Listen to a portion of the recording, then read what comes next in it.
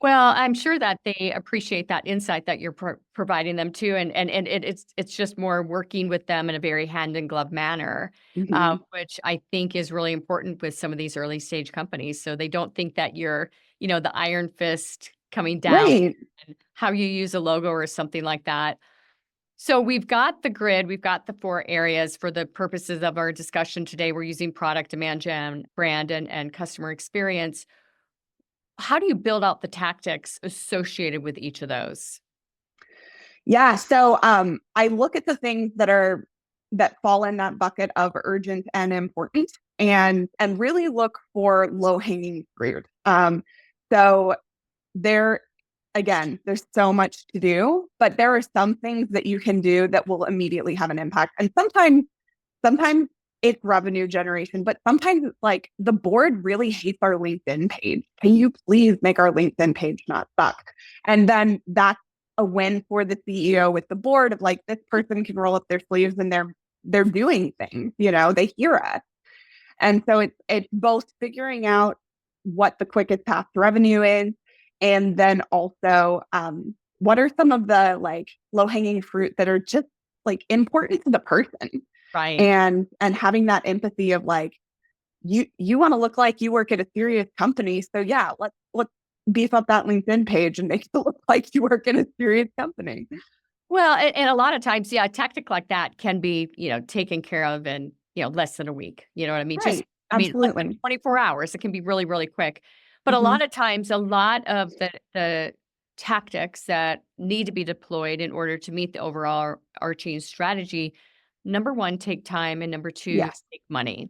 So Yes. how are you explaining those two criteria to really get buy-in and understanding?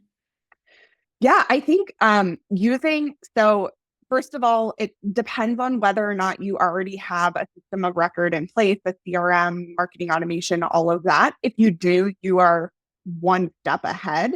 And being able to explain, just the timelines of these things. It takes this long to develop a campaign. It takes this long to generate leads from that campaign. It takes this long to close a lead. So if we start something today, that it's 6 months before we're going to see an impact.